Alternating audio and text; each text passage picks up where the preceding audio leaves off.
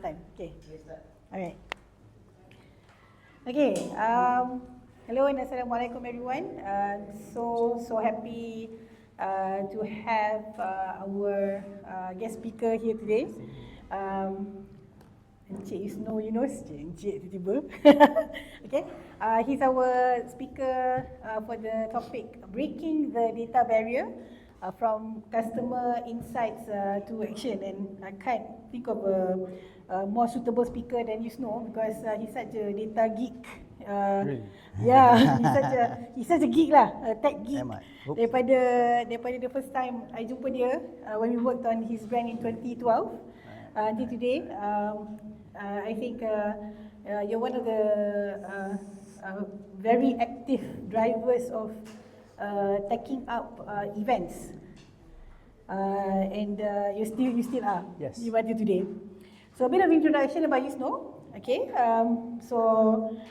Yus founded his company with an audacious vision to create a comprehensive event ecosystem that involves event planners, participants, and suppliers. The enabler is Evenesis, a brand that he set up in 2011.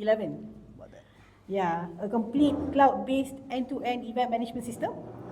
He was awarded the APIEM Professional Fellowship, the highest honor from Asia Pacific Institute for Events Management in 2023, and is the most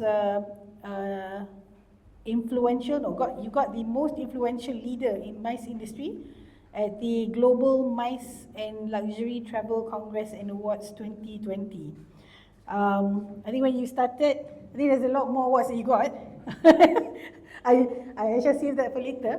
But you graduated with a computer science degree, am I right? Information systems. Information systems, okay, almost. Boleh. Boleh lah. And then I think you went to Carnegie Mellon, right? And you got masters sekali kan? Before you came back. And I think if I recall correctly, you were inspired to create Evenesis when you got married, when you had to organize your own wedding. Okay, maybe you can share a bit more about the journey from there. We had to start from there. Summarize. Okay. Assalamualaikum warahmatullahi wabarakatuh. Very good afternoon. Thank you again, Brand Gigs, Manisa, Silmi, and the team for having me here. Nice meeting you all. So I think the first question that she asked was actually to share my experience when I first started the company back in 2010 actually. So it has been 15-year journey. 15 already. But what inspired me was actually my own wedding lah. So I got married in 2007. So it has been 18 years. Alhamdulillah. So any of you who have gotten married, or your son or your daughters getting married or had gotten married, you know this, there will be an issue of planning a wedding, kan? Yeah. It's never easy. We all know that. So if you have money, go ahead, engage a wedding planner. But if you don't, then you have to do everything by yourself, correct? So this is where the problem begins lah. So we had to do everything on our own. And guess what? Since I had that background of the technical background that where I love doing technical stuff, programming, building things. So I decided to build the wedding RSVPs lah. So it started from there. So right now everybody is using that already. Kan, you guys are all now getting digital RSVP for weddings. But those days tak ada. Those days is still cards, where you have to reply SMS, right? Those kind of things. So we were quite early in that sense. So we developed that as our first prototype, and then we got funded. Alhamdulillah, we got funded by MDEC. But then it didn't last long in the sense because we couldn't get people to pay. So as a company, it's not easy to survive. The idea was good. People loved the product, but once we started to sell as a subscription, it failed in a sense because people spend not for technology for your weddings lah. They spend for other things, betul? Even till today. So we had to pivot. So our pivot, basically, we went into this big industry. Not sure whether you guys know it. It's called MICE, Meetings, Incentives, Conventions, and Exhibitions. Sometimes it is also known as business events. So these are your exhibitions, conferences, B2B events, corporate events. So this is where we had to pivot. We further developed the product, and it has now become a complete end-to-end event management or event technology solutions. So we provided all of this ticketing, registration, even we help to power this masterclass as well, right? So Yes. if you have registered for this event, most probably you have used our solution.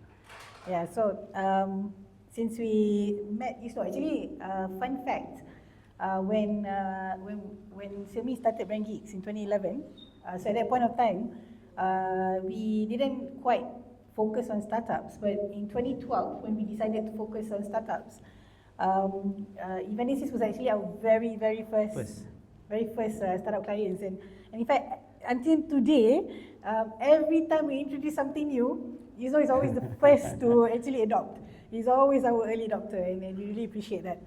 And I think when it comes to, because we're supposed to talk about data barrier, kan, always nice to be nostalgic and visit the past.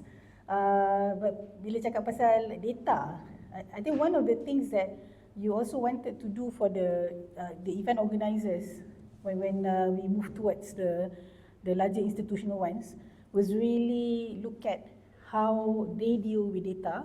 Correct. How Evenesis could support them with that. And I still remember when I was in Maybank, we also met Maybank, kan, to convince them to use Evenesis, because they were organising a lot of events. But I remember how, although they were big and they had money, there was still that human barrier in trying to get them to consider using tech to organize their data. What was your memory on that?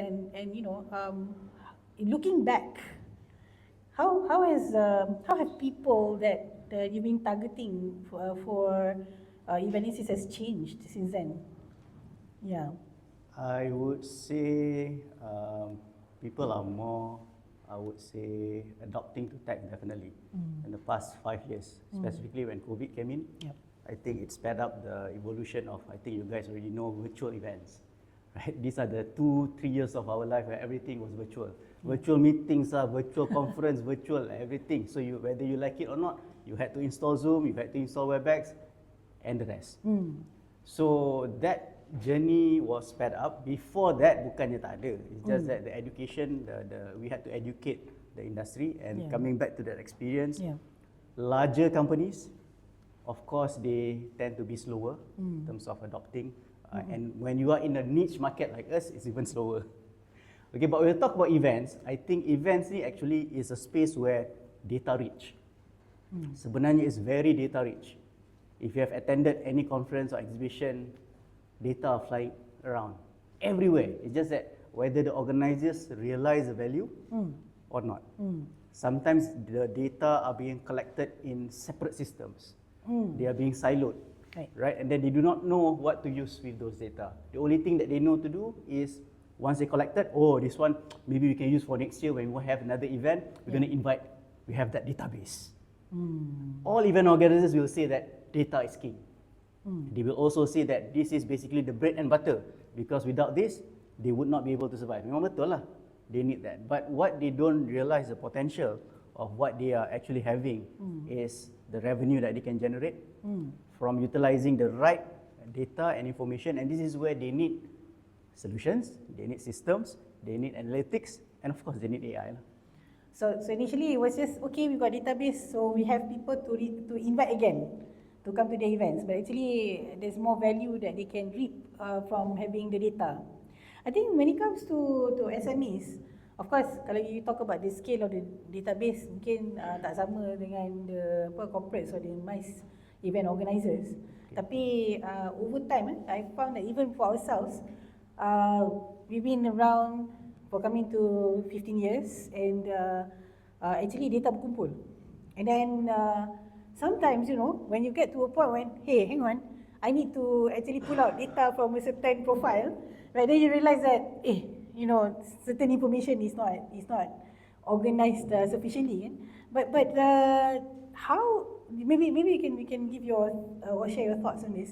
How can SMEs centralize and integrate their customer data more effectively, so that you know, when it comes to turning customer insights to action, that they could be more effective? I think at the end of the day, when our government was talking about digitalization and everything, it's all came down to this.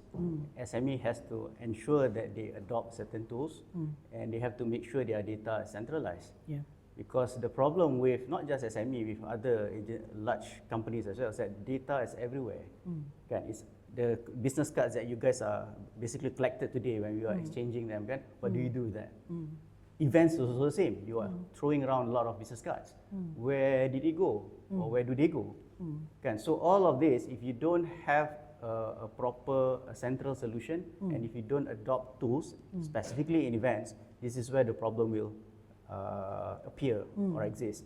So in fact, when we look at SMEs, when they try to organize events, they basically deal with a lot of project managers, and this is where you are looking at people collecting data in bulk, for example, in Excel files. This is very normal. I think a lot of people are still doing it.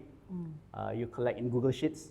Yeah, okay lah. Google Form, at least it is still centralized also on the cloud. But if you are still using your Excel file in your thumb drive or it's in your laptop, there is a danger to that, because the data can be basically shared, stolen, taken away, being given away to other people. So in events, we are very protective, and this is where you need to ensure that they are kept, they are stored in a very secured manner. Nowadays we are dealing with PDPA. Kan, dekat Malaysia PDPA. It's even worse kat luar, especially in European, in US where they have GDPR, etc. Even last year in Mobile Congress in Barcelona, I think 2 years back, when they use facial recognition to enter events, you can't make it mandatory. That's the thing, because GDPR requires you to give consent on the data that you submit. So as a processor, for example, in our case, we had to get consent. So to scan your facial data, you need to store the facial information, right? So when you are registering, normally what we will ask is, we will ask you to take a snapshot of your picture lah. Okay, but you cannot make it mandatory. Right. But the problem for that particular event, they required that for people to submit. Out of 10,000 delegates, nobody complained except for one person. Yeah. Enough to get them into trouble. They were sued. Oh man. Yeah, because it violated that the GDPR punya spirit lah. Of you need consent, and because I want to attend, but I'm not consenting my data to be used for that particular purpose, so I cannot attend. So it's not right lah. Kan? So this is over there. Over here kita still relax lagi. Kan? So be careful. Whenever you are registering for an event, normally you would answer a lot of questions. Sometimes because it's just matter of, I have to attend. Okay lah, dia tanya soalan 1, 2, 3, jawab. Kenapa panjang sangat ni? Sometimes yang optional pun jawab juga kan. So be careful in terms of what you are giving out, because the data are being asked for specific reasons. In our case, when we are dealing with exhibitions specifically, B2B exhibitions, memang the questions are a lot more, because we need to profile you. Because once we profile you, we are able to match you. This is where the backbone engine, especially where you do business matching.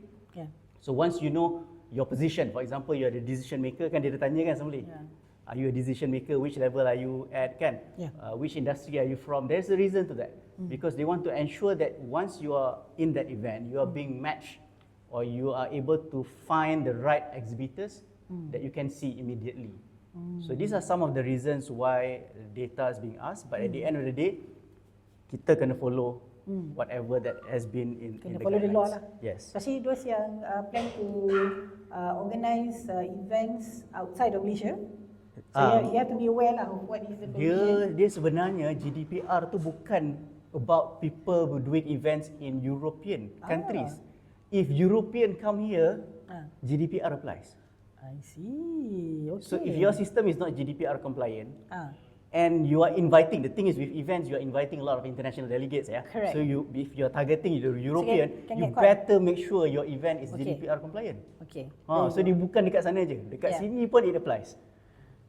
It's where they are coming from.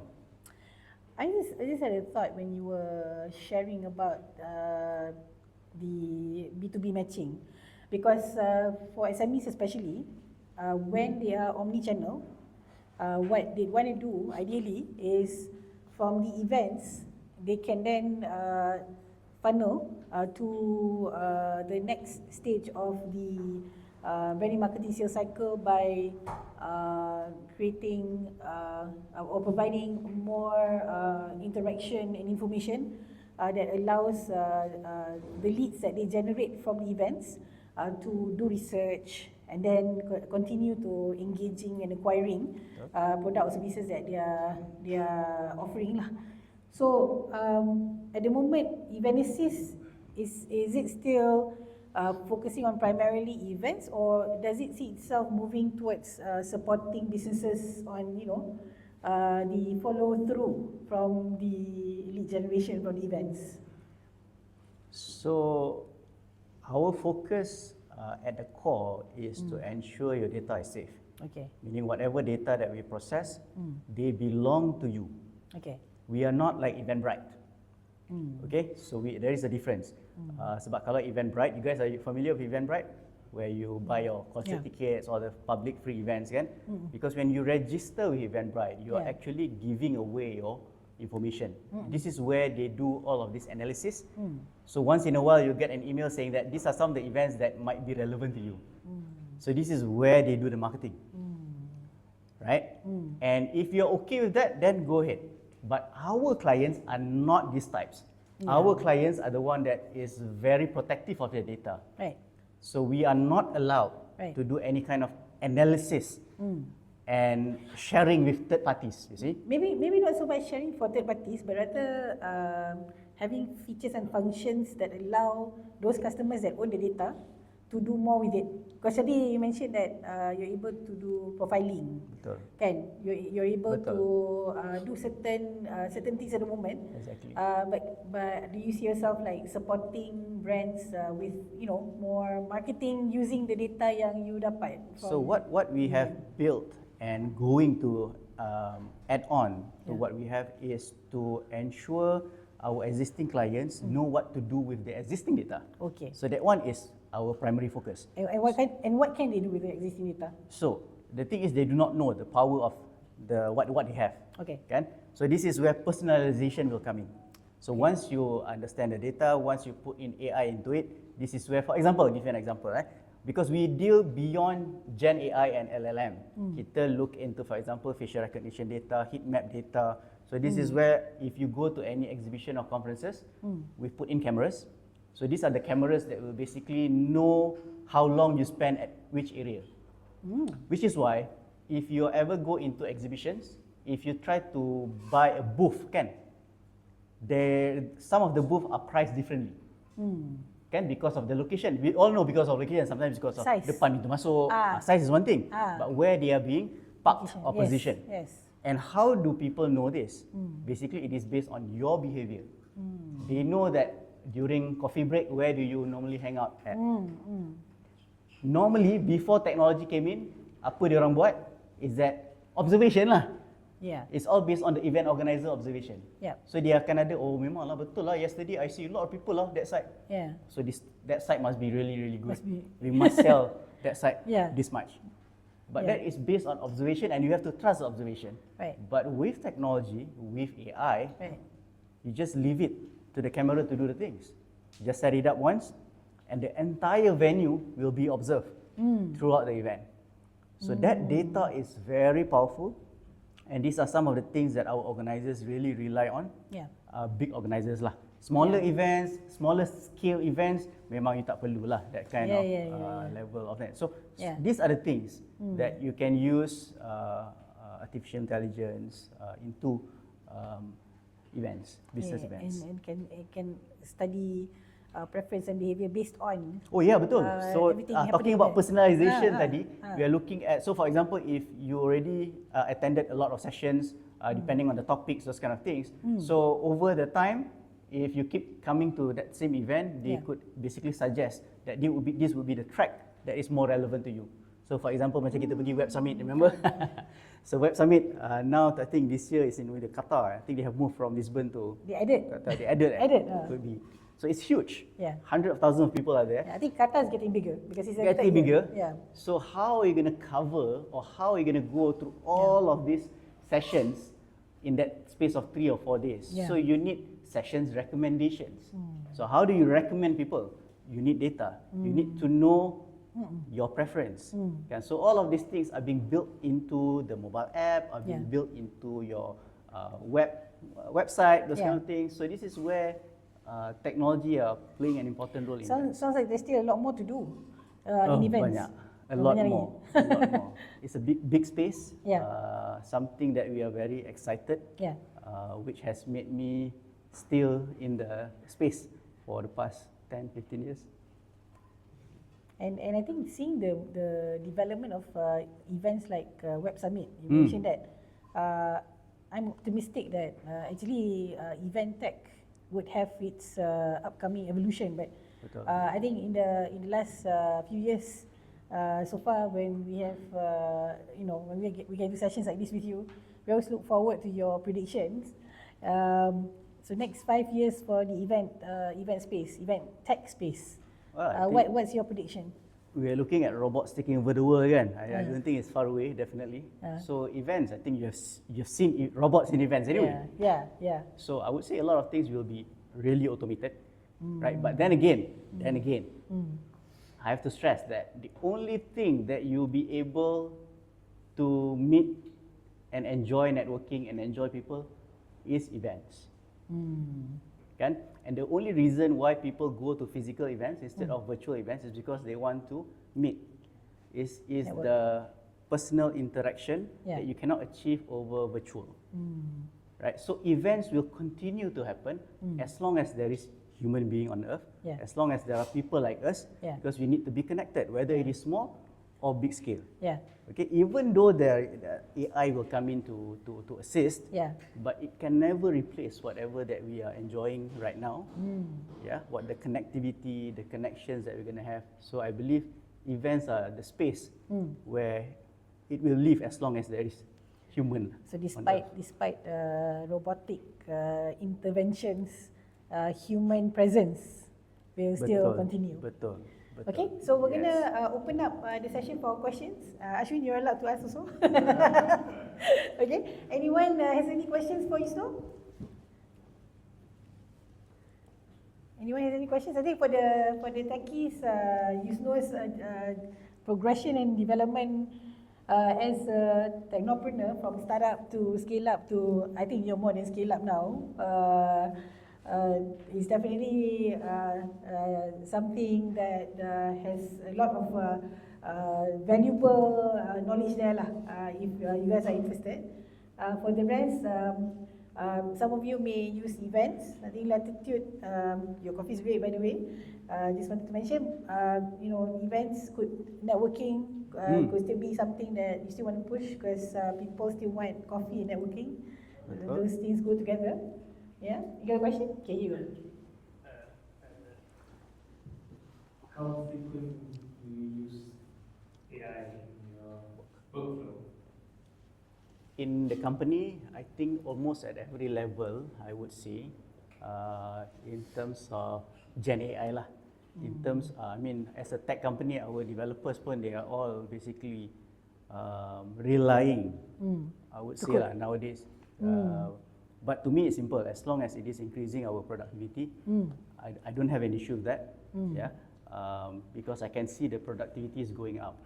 In terms of we can build more things, we can produce more in the short space of time. In terms of being very agile. So even as simple as last time, I think I shared this one example of doing a hackathon within the team itself. So this is something that we looked at all the things that sometimes in a company, you think everything is automated, tapi you still don't realize there are small things that are still manual. Manual. I'll give you an example. Payment collection. Kan? Because you're a tech company, you send out invoices every now and then, kan? And then suddenly you realize, a lot of invoices are not being collected on time. And then you pergi balik to the account manager. Okay, we are using CRM, not an issue. But the CRM itself with the accounting system, for some weird reasons, we do not have that tool to ensure reminders is being sent to the clients after 30 days or 60 days. And of course you got clients yang ignore. Kan? Ignore reminders. Clients will be happy if you do remind them. Yeah. Kan? So what do? Some of us basically look at this as a okay, how can we automate this small thing? Kecil je benda ni. Sebenarnya tak payah ada pun tak apa kan, kalau you have a finance team, look at it and then send an email. But if you can automate this with AI or with a system, that'll be good. So they do a quick lah, gunalah all of this whatever that is out there, ask ChatGPT, ask Gemini to link up those things, voila, settle. So sometimes it doesn't take a big idea to use AI. Kan? You just need to find some small challenges that you're having and try to fix that dulu. I always tell my team, innovation starts from solving problems. Kan? Not to create new problems. You are an innovator. Once you find a problem, solve it. Once you realize that, it doesn't take a lot to be an innovator. Betul tak? Okay. So, next question. Okay, yes, I'm going to jump in. First and foremost, it's interesting to be reminded of your origin. You are a pioneer. That means you saved a lot of trees by getting people to stop using wedding invitations. Yes. And then you're continuing that with all the ESG work and carbon tracking, etc. with Evenesis. But I'm going to ask you to put in your sorcerer hat and let's try to predict the future. Vanessa mentioned earlier that I've been binge watching on Black Mirror. I don't know whether you're a fan or not. Not really, but it's okay. Some of the cool things that I've seen on Black Mirror have a lot to do with in a way combining physical and digital. We kind of touched on this before. Will we ever have, because now people talk about hyper events means there's physical and then there's virtual on screen, right? Yep. Are we ever going to have a hyper event where people are like holograms and they have an immersive experience, but they're not really there, but they feel as if they're there? Thank you for asking this question. I terlupa nak share. It is actually happening. There you go. It's not the future. It's actually happening. It's here. So what has happened is that there is this one company in the States where they do brand activation in spaces. So for example, in California, outside of mall, they have the empty space. So what they do is that they use mixed reality. So in the States right now, virtual reality dah so far behind already. Over here, we are still talking about virtual reality, VR, VR. To them, VR is okay. But now, how can mixed reality be used in events? So they can turn an empty space into a theme park. Wow. Okay, so what they do is they use your normal goggle, okay, for you to play Mario, for example, yang lompat-lompat, kan, dapat coin dan sebagainya, in that space. So you're actually utilizing the space by using mixed reality. So how does it work is, kalau previously, the problem with VR, if you guys have experienced VR, is apa? Apa problem dengan VR? Headset. Headset tu sebenarnya tak comfortable because you have to strap. And then lepas tu Strap langgar-langgar barang. Kan? Bila you So move around. now, I think Quest 3, the latest VR, the third version, they allow the strap to be taken out. Ooh. You boleh cabut strap tu. So the concept is now pegang.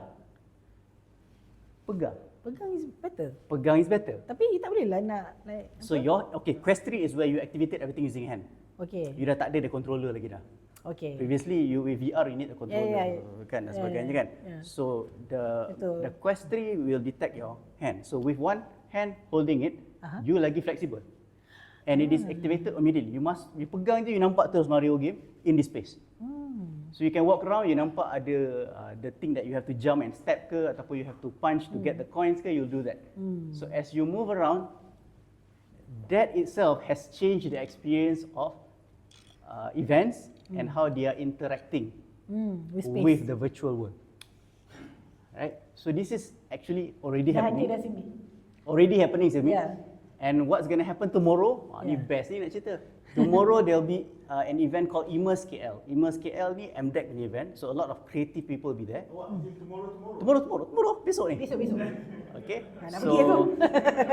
Because we are partnering with this company to do this. So they will be showcasing this first. Right. Tomorrow and Thursday dekat Immerse KL. So if you happen to have time, let me know. What's happening there? So at the booth, you are able to experience this. Whatever that I just mentioned to you. Okay. Quest 3, masuk pegang and then you can play game tangkap durian. Tangkap apa? Durian. Durian. So durian daripada pokok kan so macam ni kan. So basically this is the bakul. Ah. So you're playing and then durian tu jatuh, Tangkap you durian. tangkap and then you bawa balik bagi. So this is collecting the durian. So those are the things that you can do. Okay. So that will be tomorrow and Thursday. And in 2 weeks time, we're going to use the same concept at an event of our own. It is called Event Expo. Okay. And we're going to use the same concept to do a different game lah in the space. So sebenarnya this is actually more engaging. People can now really feel that they are, because when you are in a strap, you are just basically in that world, in that VR world kan. But when you are you're still in between augmented reality. You guys know augmented reality where it is all on the phone kan. Yeah. Tapi now AR, Still here. VR, Yeah. all in mixed reality. So you see guys, this is why I call him a geek. Sorry, I got He's excited so with this. Terus. But thank you for that question. We brought out the real Yusno. Geeks unite, man. Yep. Okay, so I like to always end our session with the wish list for the participants. Okay. Okay, what's your wish list for our participants of this cohort? Wish list. Oh, wish list. My wish list is tadi dah beritahu dah. Which Okay. is find the smallest problem, Okay. whatever it is that you are having Okay. in the company or in Okay. the things that you do. Yeah. Try to find any things that you have learned from today, the class, especially AI. Try to solve that. Mesti ada punya, Okay, confirm. mesti ada. So apa tu, coming back to the title, so here what we're going to look at is breaking down your data barrier, being able to change your customer insights into action, and tying back to what you said, find every single little problem and then look at how to solve. And sekarang dah boleh guna AI.